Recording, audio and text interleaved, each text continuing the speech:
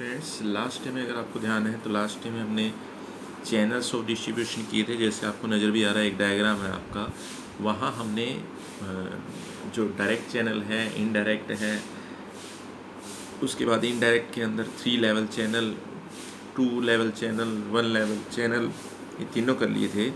इसके बाद जो नेक्स्ट कंसेप्ट आता है वो है हमारा functions of channels of distribution। functions of channels of distribution कि ये जितने चैनल्स ऑफ डिस्ट्रीब्यूशन हैं इनके फंक्शन क्या क्या हैं। फंक्शन मीन्स इनके कार्य कौन कौन से हैं, ये आता है हमारे पास। अब कार्य में आता है जैसे ये कौन कौन से कार्य हैं, एक एक करके देखते हैं। फर्स्ट अगर देखें, फर्स्ट आता है इसके अंदर शॉर्टिंग। शॉर्टिंग का यहाँ पर मीनिंग है छांटना।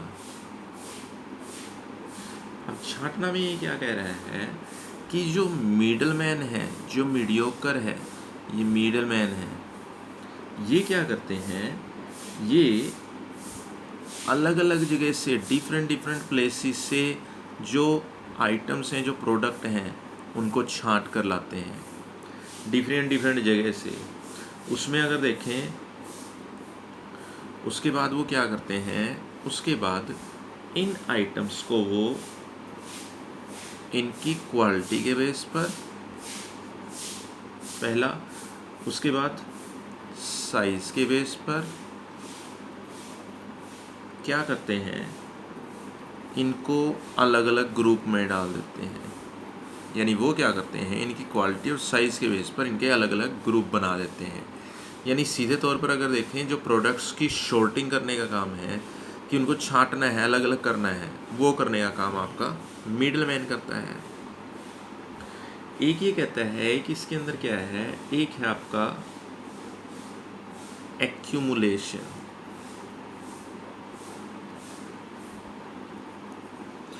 एक्यूमुलेशन है यहाँ पर इकट्ठा करना।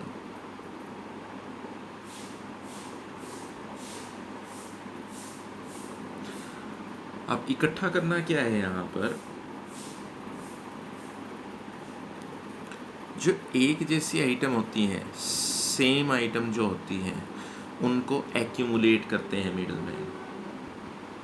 उनको एक्यूमुलेट करते हैं, उनको एक जगह इकट्ठा करते हैं, ताकि जो सप्लाई है वो सप्लाई आगे रिटेलर्स को, या फिर आगे जैसे मान लो जो होलसेलर है, होलसेलर ये काम कर रहा है कि एक जैसी आइटम्स को एक जगह इकट्ठा कर लेता है। जैसे होलसेलर के पास अगर आपने देखा हो ना, होलसेलर के पास एक गोडाउन के अंदर एक जैसी आइटम इकट्ठी रखी हुई मिलेगी, यही वही है एक्यूमुलेशन, कि वो एक जैसी आइटम्स जो होती हैं उन सबको इकट्ठा करके रख लेता है, ताकि जो सप्लाई है, सप्लाई आपकी कंटिन्यू जारी रख सके। यानी सप्लाई जो है वो एकदम से की जा सके। जैसे अगर वो मान लो इनको इकट्ठा नहीं करता, इनको वो एक्यूमुलेट नहीं करता, इनको अलग अलग कर देता है, तो लॉस क्या होगा। सपोज करो एक बड़ा ऑर्डर आ जाता है होलसेलर के पास, रिटेलर का, या 5-7 रिटेलर का इकट्ठा ऑर्डर आ जाता है एकदम से, तो फिर वो अलग अलग जगह से उठाकर उनको सप्लाई करेगा, उसमें टाइम बहुत लग जाएगा, टाइम की वेस्टेज बहुत होती है। तो वो क्या करता है, इनको इकट्ठा करके रख लेता है एक जगह पर। उसके बाद मिडलमैन का और क्या कार्य है, चैनल्स ऑफ डिस्ट्रीब्यूशन का एलोकेशन। एलोकेशन है आपका बंटवारा करना। बंटवारा करना मीन्स बांटना। अब ये कहता है कि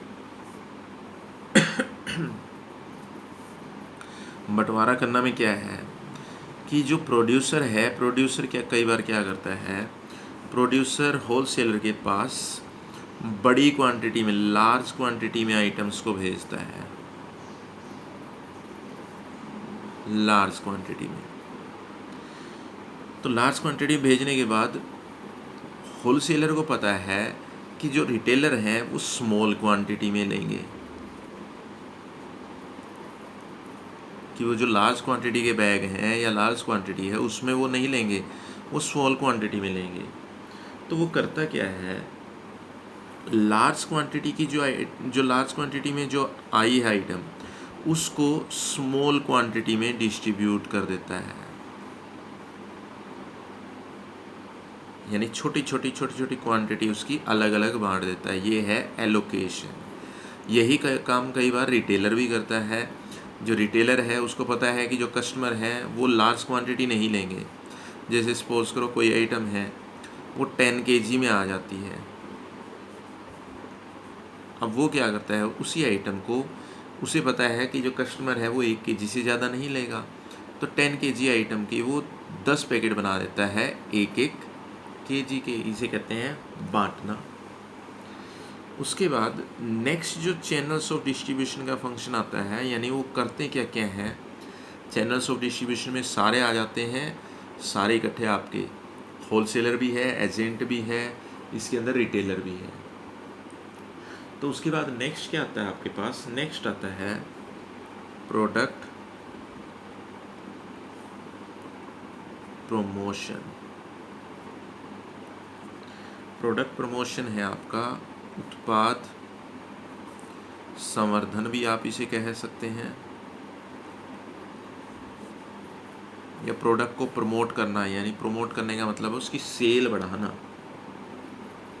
तो ये कहता है कि जो मिडल मैन है,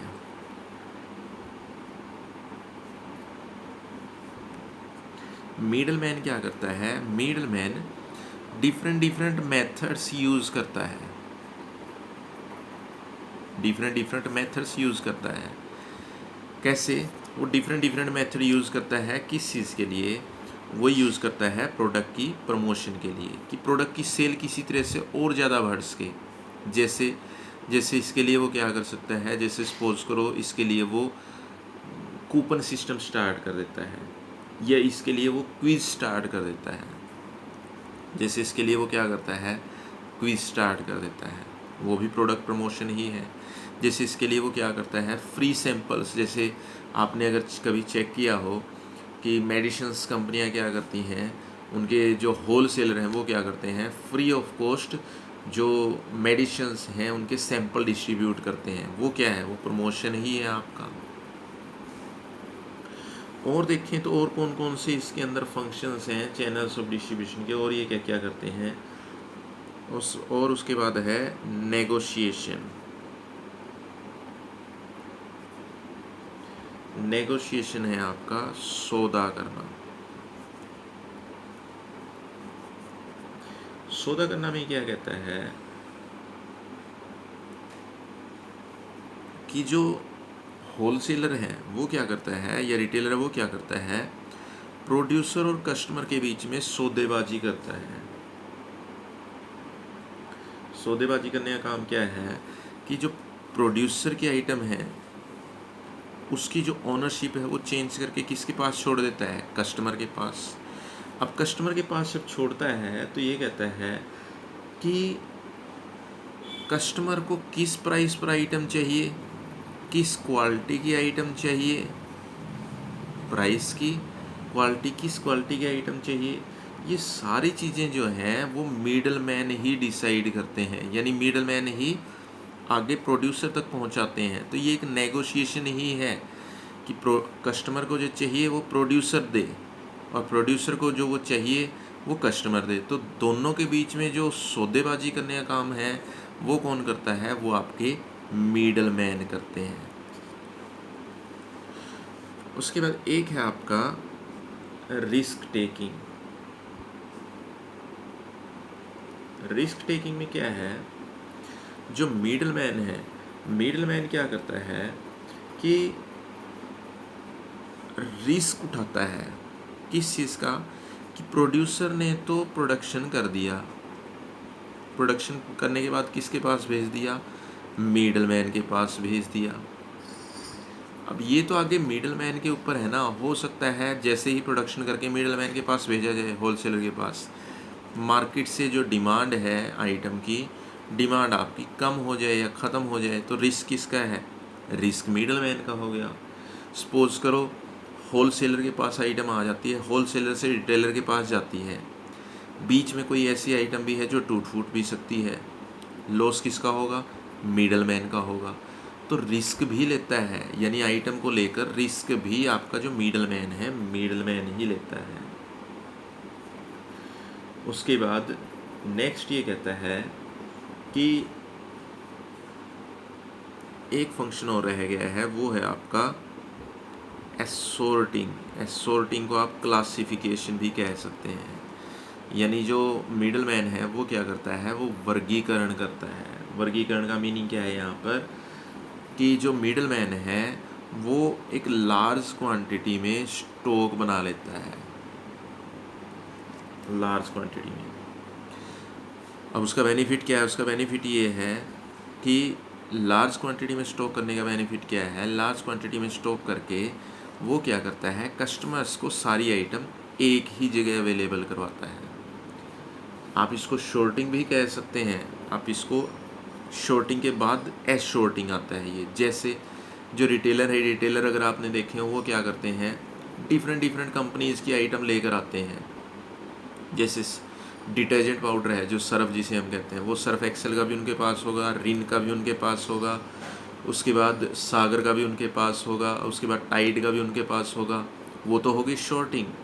उसके बाद ये कहता है कि ये चीज़ें लार्ज क्वांटिटी में भी रखते हैं। ऐसा नहीं है कि सबकी एक ही क्वांटिटी रख ली, ये लार्ज क्वांटिटी में रखते हैं सारी की सारी आइटम। सर्फ भी उनके पास है मिडल मैन के पास, शॉप भी उनके पास है, घी भी उनके पास है, शुगर चीनी भी उनके पास है। तो ये है एशोर्टिंग, कि वो लार्ज क्वांटिटी में सारी आइटम अपने पास रख लेते हैं। हो सकता है कस्टमर जब सर्फ लेने आए तो चीनी की भी डिमांड करे, तो वो भी मिडल मैन के पास होनी चाहिए। तो ये है आपकी एशोर्टिंग। तो ये है आपके functions of channels of distribution.